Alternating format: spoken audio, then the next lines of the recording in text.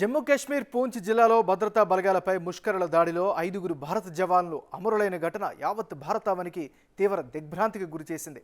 నెల రోజుల వ్యవధిలోనే రెండో దాడి జరగడంతో ఈ విషయాన్ని భారత భద్రతా బలగాలు చాలా సీరియస్గా తీసుకున్నాయి. పూంచ్ సెక్టార్ వెంబడి కార్డన్ సెర్చ్ నిర్వహిస్తున్నాయి. అడుగడుగునా పటిష్ట బందోబస్తుతో గాలింపు ఆపరేషన్లో జల్లెడబడుతున్నాయి. అయితే ఈ దాడి చేసింది తామే అని పాక్ ఉగ్రవాద సంస్థ లష్కరే తోయిబాకు అనుబంధంగా ఉన్న పీపుల్స్ యాంటీ ఫాసిస్ట్ ఫ్రంట్ వెల్లడించింది. జమ్మూ కాశ్మీర్లోని పూంచ్ జిల్లాలో ఆర్మీ వాహనాలపై దాడి వెనుక పాకిస్తాన్, చైనా హస్తమున్నట్లు భారత రక్షణ శాఖ అనుమానాలు వ్యక్తం చేస్తోంది. 3 ఏళ్ల క్రితం తూర్పు లద్దాఖ్లోని సరిహద్దులో చైనా భారత్ బలగాల మధ్య ఘర్షణతో తీవ్ర ఉద్రిక్త పరిస్థితులు నెలకొన్నాయి. సరిహద్దులో ప్రతిష్టంభన నెలకొనడంతో చైనా బలగాలను ధీటుగా ఎదుర్కొనేందుకు రాష్ట్రీయ రైఫిల్స్ను పూంచ్ సెక్టార్ నుంచి లద్దాఖ్కు తరలించారు.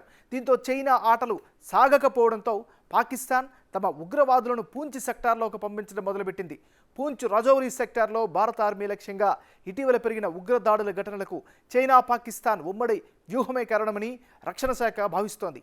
ఆర్మీపై దాడుల ద్వారా భారత్ను రెచ్చగొట్టేందుకు పాకిస్తాన్ ఇప్పటికే పూంచ్ అటవీ ప్రాంతాల్లోని 25 నుంచి 30 మంది వరకు ఉగ్రవాదులను దొంగచాటుగా పంపించినట్లు రక్షణ వర్గాలు తెలిపాయి.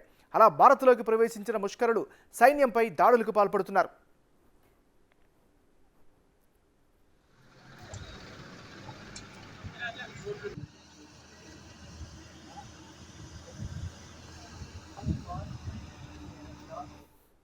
లద్దాఖ్ సరిహద్దులో భారీగా మోహరించిన ఆర్మీని మరోవైపు తరలించేలా భారత్పై ఒత్తిడి పెంచేందుకే పాక్, చైనా కుట్ర పన్నినట్లు తెలుస్తోంది.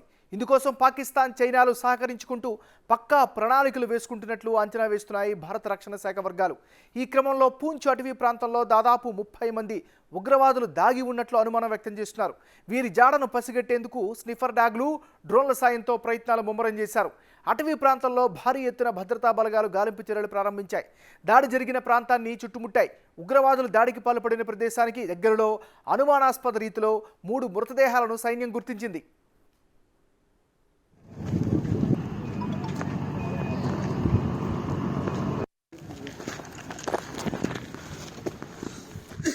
గల్వాన్ సంక్షోభానంతరం లద్దాఖ్కు భారీగా సైన్యాన్ని తరలించడం చైనాకు రుచించడం లేదు. దీంతో భారత దృష్టిని తిరిగి కశ్మీర్ వైపు మళ్లించేందుకు పాక్తో కుమ్మక్కయి పశ్చిమ ప్రాంతంలో ఉగ్రవాదాన్ని రాజేసేందుకు పూనుకుంది డ్రాగన్ కంట్రీ.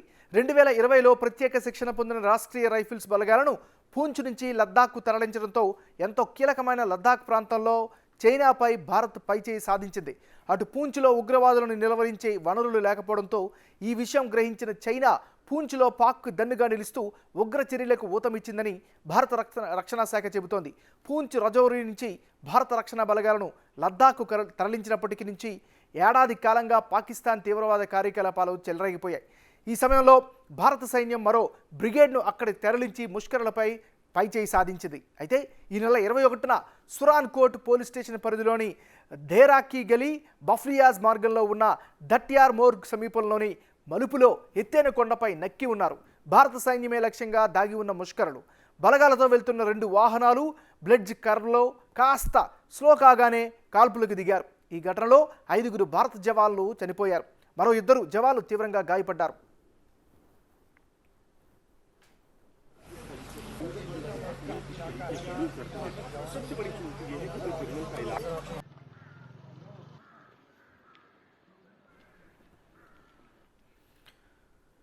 ఇదే అంశానికి సంబంధించి మరింత తాజా సమాచారాన్ని అందించేందుకు మా రిపోర్టర్ ఢిల్లీ నుంచి శివ లైన్లో సిద్ధంగా ఉన్నారు. శివ, చెప్పండి, మీ దగ్గర ఉన్న అప్డేట్స్ ఏంటి? రైట్ అన్నారు. గత 2 రోజులుగా కూడా జమ్మూ కాశ్మీర్లో ఉద్రిక్త పరిస్థితులు నెలకొన్నాయి. పూంచ్ సెక్టర్లో ఇటు పాకిస్తాన్, భారత్ బలగాలకు మధ్య, పాకిస్తాన్ ఉగ్రవాదులకు భారత సైనికుల మధ్య కాల్పులు కొనసాగుతున్నాయి. బుధవారం రాత్రి భారత సైనికులకు సమాచారం రావడంతో పూంచ్ సెక్టర్లో 25 నుంచి 30 మంది ఉగ్రవాదులు నక్కి ఉన్నారు. అక్కడ నుంచి భారత సైనికులపై దాడి చేసేందుకు ప్రయత్నిస్తున్నారనే వార్తలు వచ్చిన నేపథ్యంలో 2 వాహనాలు, సైనిక వాహనాల ట్రక్కులలో ఆర్మీ జవాన్లను, అంటే భారత ఆర్మీ సైనికులను తరలించేందుకు ప్రయత్నిస్తున్న సందర్భంలో జమ్మూ కాశ్మీర్లోని సురాన్ కోట్ పోలీస్ స్టేషన్ సమీపంలో దెహ్రాకి గాలి ఆ పరిసర ప్రాంతాల్లో వెళ్తున్న సందర్భంలో ఒక్కసారిగా అటాక్ చేయడంతో అక్కడ భారత ఆర్మీకి సంబంధించిన 5గురు ప్రాణాలు కోల్పోయారు. 5గురిలో ముగ్గురు మృతదేహాలైతే 2 మృతదేహాలైతే ఛిద్రమైపోయిన పరిస్థితులు ఉన్నాయి. అది గుర్తుపట్టకుండా విధంగా తయారయ్యాయి. మరో 2కి తీవ్ర గాయాలయ్యాయి. అయితే గత అనుభవాలను ఒకసారి చూసుకుంటే కనుక అంటే ఇక్కడ ఇటు పాకిస్తాన్ చైనా 2 కలిసే భారత్పై దాడి చేసేందుకు ప్రయత్నిస్తున్నాయంటూ కూడా గత ఉదాహరణలు అయితే మనకు చూసిన దాన్ని బట్టి అర్థమవుతోంది.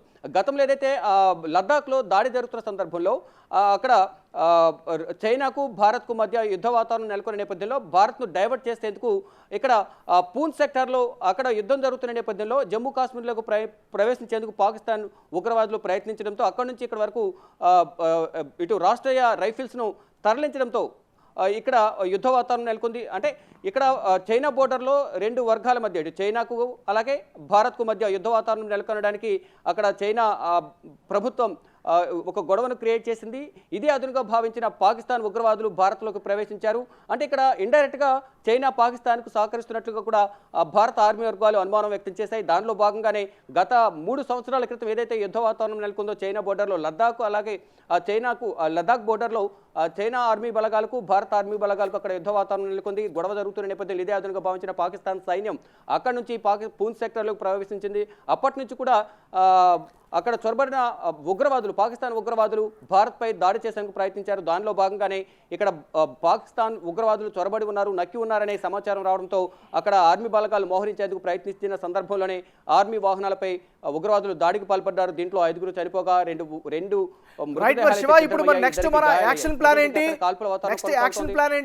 ఇండియన్ ఆర్మీ నెక్స్ట్ స్టెప్ ఏంటి జరిగే అవకాశం ఉంది?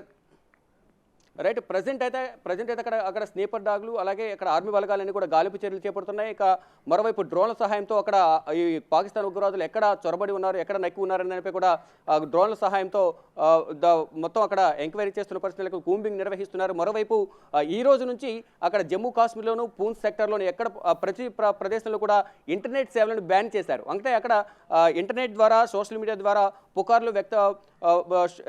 ఎక్కువగా పుకార్లు వ్యక్తమయ్యే అవకాశం ఉంది. ఒకరి నుంచి ఒకరికి ఈ వార్తలు షేర్ అయ్యే అవకాశం ఉంది. కాబట్టి అందువల్ల అక్కడ ఇంటర్నెట్ అనేది ప్రజెంట్ బ్యాన్ చేశారు. అక్కడ ప్రజెంట్ అయితే భద్రతా బలగాలు భారీగా మోహరించారు. ఎవరైతే అక్కడ నక్కి ఉన్నారో 25 నుంచి 30 మంది పాక్ ఉగ్రవాదులు వారిని హతమార్చేందుకైతే భారత ప్రభుత్వం కానీ భారత ఆర్మీ కూడా అక్కడ భారీగా మోహరించి ఉన్నారు. అయితే అంటే లష్కరే తోయిబా అనుబంధ సంస్థ పీపుల్స్ యాంటీ ఫాసిస్ట్ సంస్థ అనేది ఈ దాడికి మేమే కారణం అంటూ వారు బాధ్యులకు ఒక ప్రకటన కూడా విడుదల చేశారు. అంటే లష్కరే తోయిబా అనుబంధ సంస్థ ఈ యాంటీ ఫాసిస్ట్ సంస్థ అనేది వారు కూడా ప్రకటించారు. అయితే ప్రజెంట్ అయితే అక్కడ ఉద్రిక్త వాతావరణం నెలకొన్న నేపథ్యంలో భారీగా ఈ పూంచ్ సెక్టర్లోను Jammu Kashmir Surankote police station అలాగే దెహరీకి గాలి అలాగే పలు ప్రాంతాల్లో ఎక్కడైతే ఉగ్రవాదులు చొరబడి ఉన్నారనే ప్రాంతాల్లో ఎక్కడైతే ఉన్నాయో అక్కడ భారీగా ఆర్మీ బలగాలు మోహరించి ప్రజెంట్ అక్కడైతే స్నీపర్ డాగ్లు అలాగే డ్రోన్ల సహాయంతో ఈ ఫారెస్ట్ ఏరియాలు ఎక్కడైతే ఉన్నారో అటవీ ప్రాంతంలో వారందరినీ కూడా గుర్తించే పనులైతే భారత సైన్యం నిమగ్నమైంది. ప్రజెంట్ అక్కడ ఉద్రిక్త వాతావరణం మధ్యనే అక్కడ ప్రజలను ఎవరిని కూడా బయటికి రాకుండా అంటే అటువైపు రాకపోకలు లేకుండా ఉండే విధంగా కూడా అక్కడ కర్ఫ్యూ కూడా విధించారు. ప్రజెంట్ అయితే అక్కడ గాలింపు చర్యలు అయితే ప్రజెంట్ కొనసాగుతున్నాయి. ఏమన్నారు? Right, thank you Shiva updates అందించినందుకు.